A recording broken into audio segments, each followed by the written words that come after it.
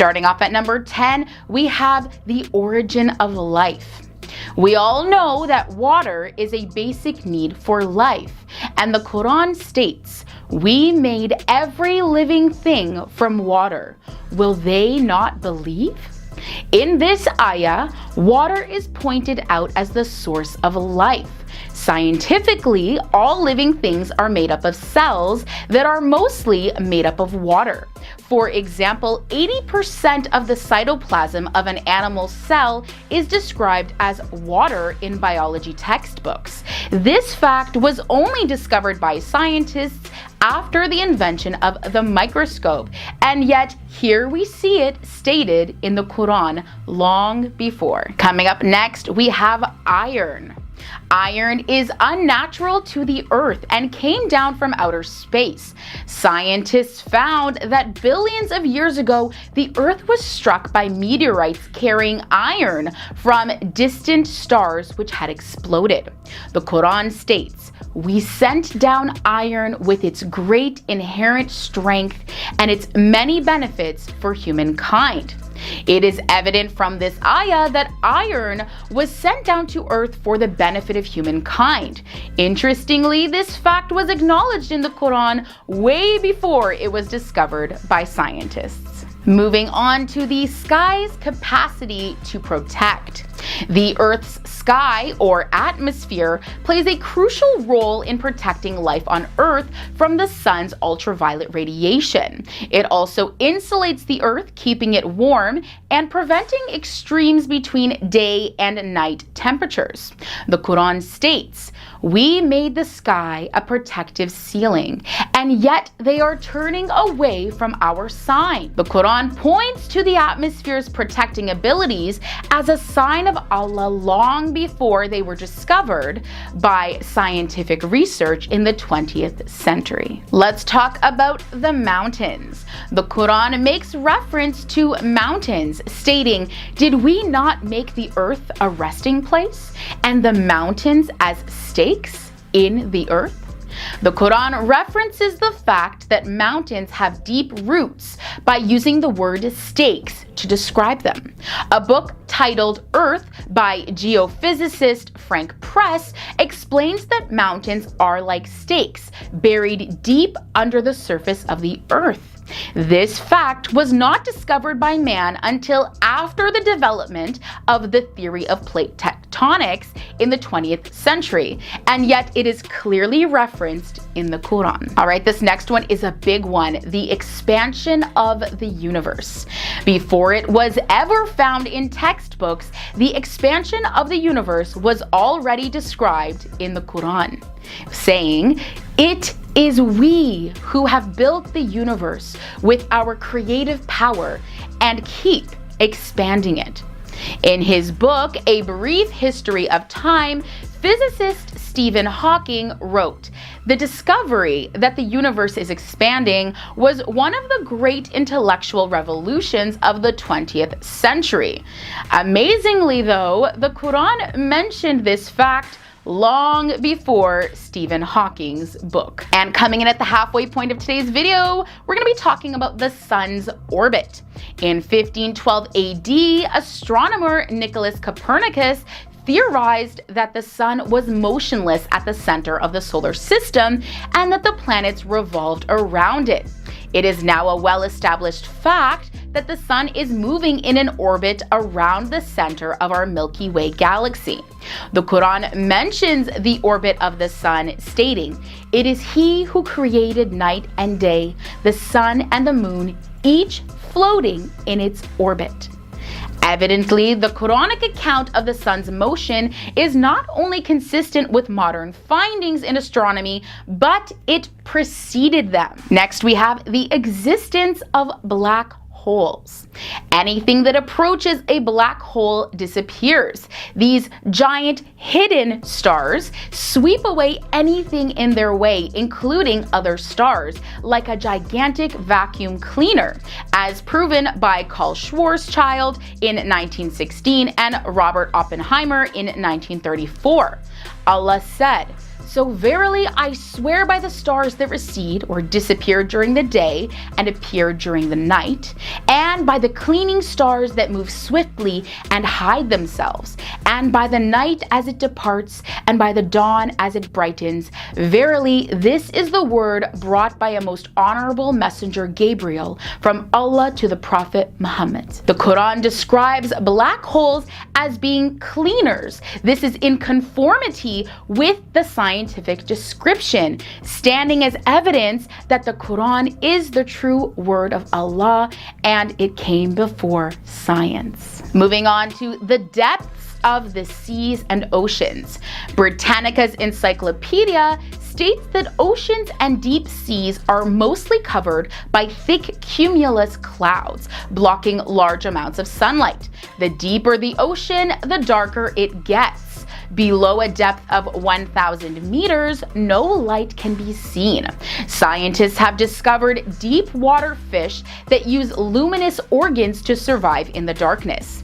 In the 19th century, scientists discovered the existence of internal rough waves in deep seas, located in the surface, separating every 2 layers of water, differing in density, pressure, heat, and ebb and flow.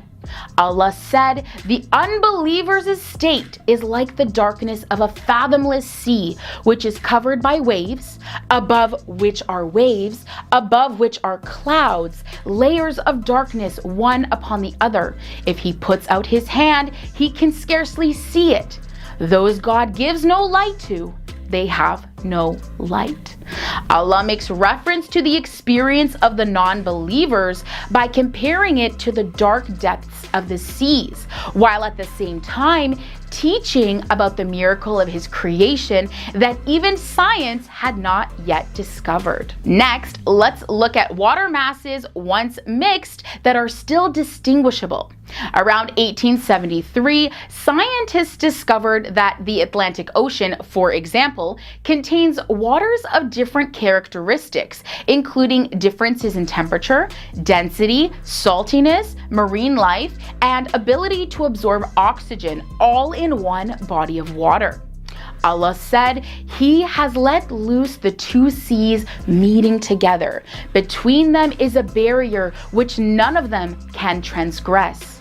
Then which of the blessings of your Lord will you both, jinn and men, deny? Out of them both come pearl and coral."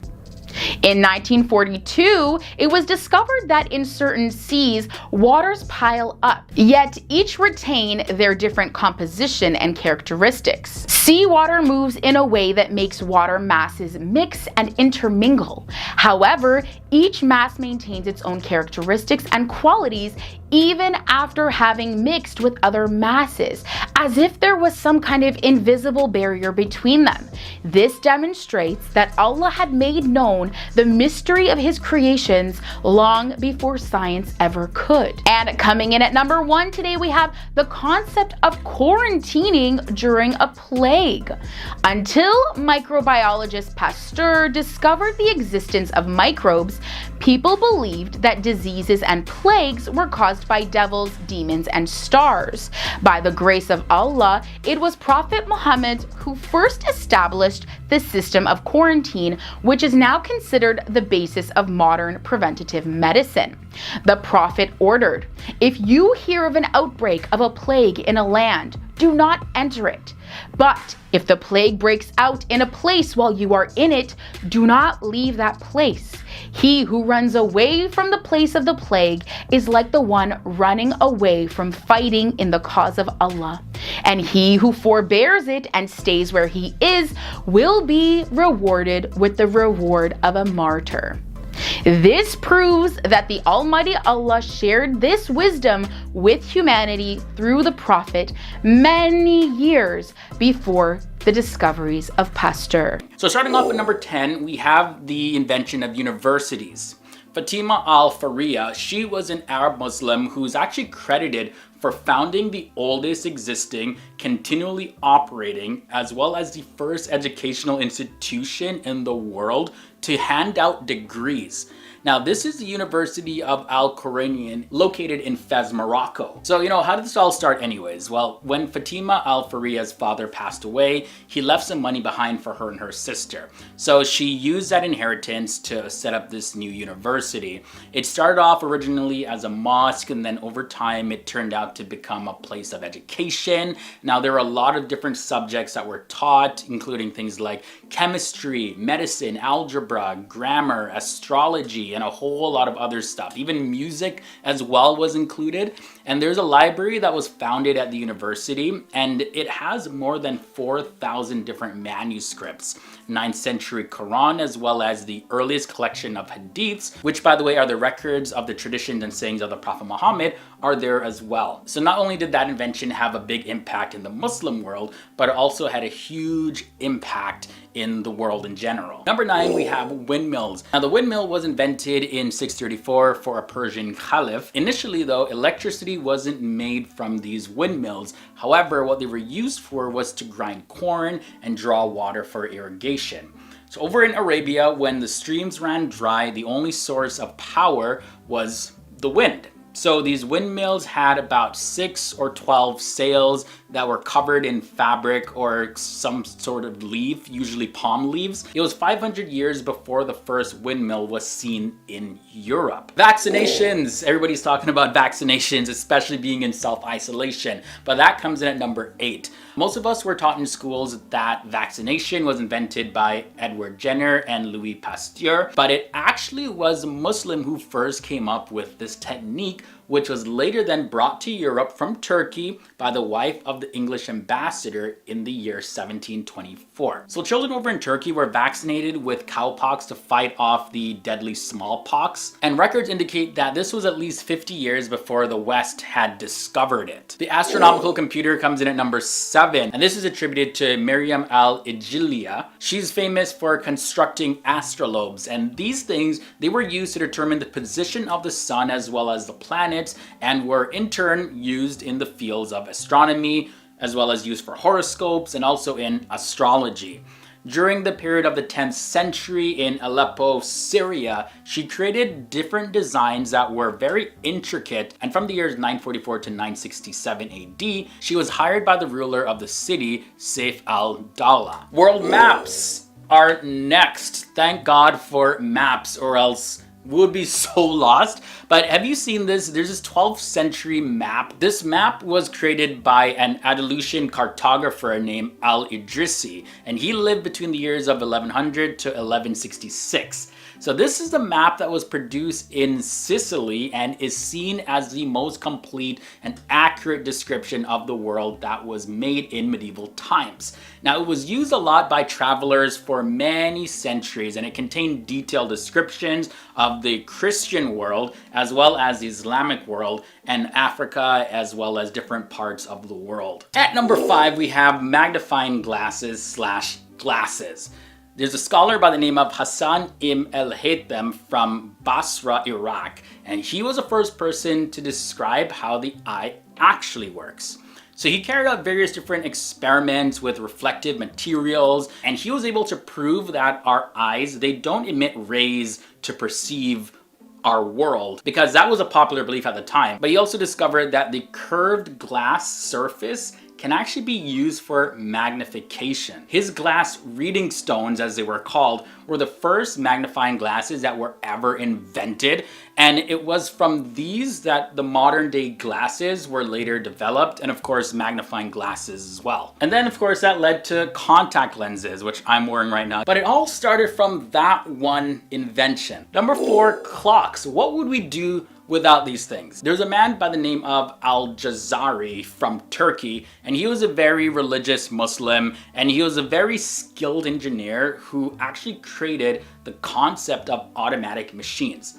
By the year 1206, Al-Jazari, he had made numerous clocks of all different shapes, all different sizes. So just as we need time today to structure our daily lives, of course, Muslims did also more than 700 years ago. Muslims knew that it was really important to know time, because they can structure their lives as well as they were able to know when to pray at the right time each and every single day and announce the call to prayer in the mosques. And adding the structure of a clock that showed time really helped with promoting that. And number 3, we have cameras. So Hassan ibn al-Haytham also appears again right here. Now this guy was a genius. He came up with the revolution of optics. He rejected the Greek idea that an invisible light emitted from the eye caused sight, like we were talking about before. And then he believed that vision was caused by light reflecting off an object and entering our eyes.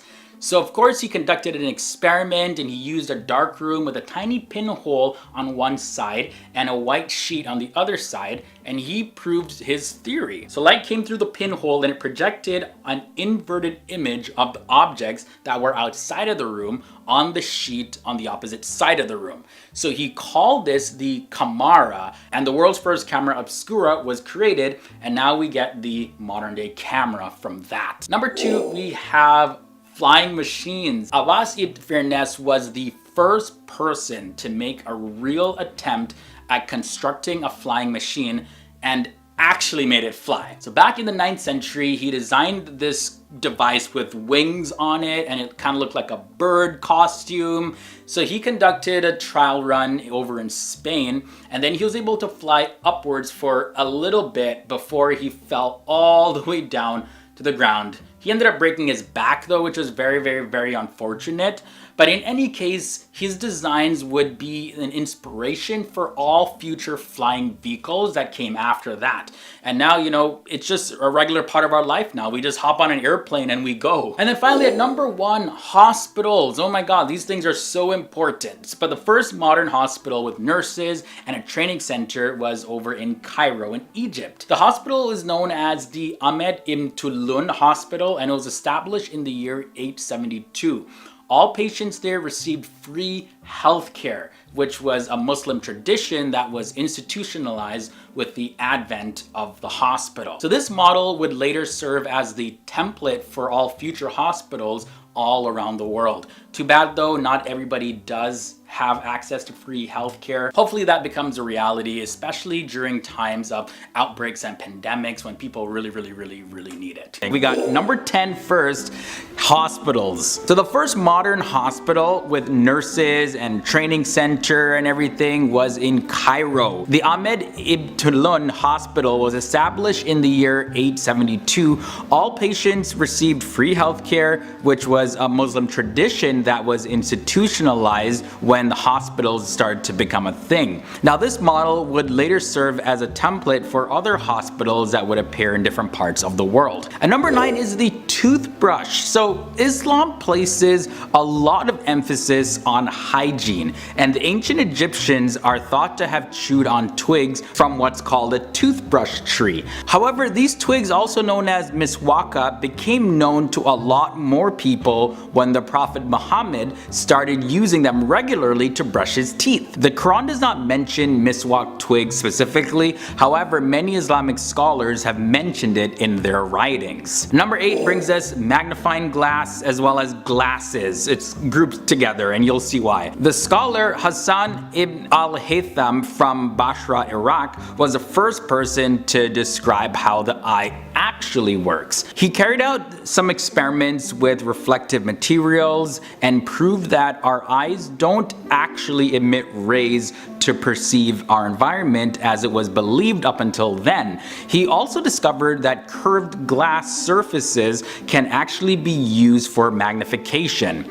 His glass reading stones were the first magnifying glasses that were ever created, and it was from these that glasses were later developed. So people started wearing them on their face to now see better, increase magnification, and of course that led to telescopes and binoculars, so many other things. An amazing one is also the camera. So Hassan ibn al-Haytham appears again for his revolutionization of optics. So he completely rejected the Greek idea that invisible light rays emitted from our eyes and that caused sight, and he believed that vision was caused by light reflecting off an object and entering our eye. In a genius experiment using a dark room with a pinhole on one side and a white sheet on the other side, he proved this theory. Light came through the pinhole and it projected an inverted image of objects that were outside of the room onto the sheet on the opposite side. He called this the camera, and it was the world's first camera obscura, which we get the term camera from. Clocks come in at number 6. So there was an ingenious man called Al-Jazari from Turkey, and he was a very devout Muslim as well as a highly skilled engineer, and he created the concept of automatic machines. By the year 1206, Al-Jazari had made numerous clocks of all shapes and sizes. So of course, as we need time today to stay on schedule, structure our lives, so did Muslims over 700 years ago. They knew that it was important to know the time so that they can do things like their regular prayers and things like that. So this of course was a revolutionary invention. At number 5, we have surgical instruments. So back in the 10th century, the surgeon Abul Qasim Khalif il-Abad al-Zawahiri, he was a man known in the West as Abu Qasis, and he wrote the Al-Tadrif, his medical encyclopedia, which included a section called On Surgery, and this had a large collection of over 200 surgical tools. Using instruments for surgery was a very revolutionary concept because it actually enabled science to change from just being a speculative theory to something that can be experimental now.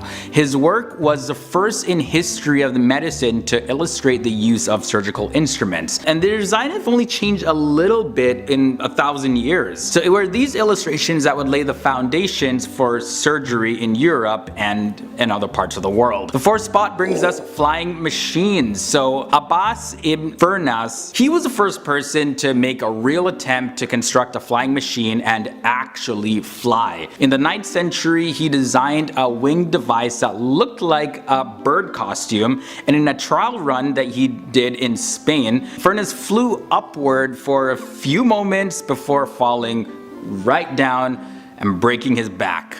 His design would be an inspiration for future flying devices and vehicles. At number 3 brings us coffee. So coffee, to a large degree, is the best known of the Muslim world's exports. While it originated in Ethiopia, it soon found its way over to the Red Sea, to the Arabian Peninsula, where it grew in popularity. The legend tells us of an Arab goat herder who noticed their change in mood when the goats ate a certain berry. So he boiled the berries and came up with the first coffee. So yeah, coffee, a very interesting origin story. I know there are some conflicting origin stories out there, but let me know what you think down below. Yeah, Muslim invention or not? This one is probably the one I was a little bit about, but sources do indicate that this was a Muslim invention. Algebra is at number 2. So the word algebra comes from the title of a Persian mathematician and his famous work in the 9th century, and that was called the Kitab al-Jabr wal-Muqabala. Muhammad ibn Musa Khwarazm introduced the beginnings of algebra, and it was a revolutionary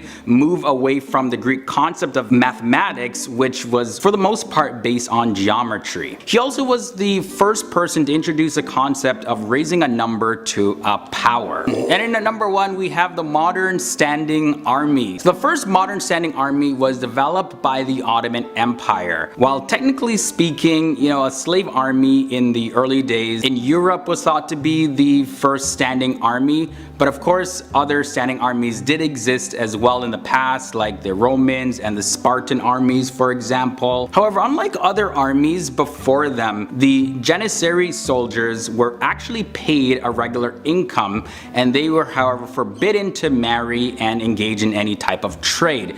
They would later become famed and known for their internal cohesion, their strict discipline, as well as their fighting skills. By the 17th century, their power would grow so much to a level that they were able to become what's called kingmakers in the Ottoman Empire, and then they were later disbanded.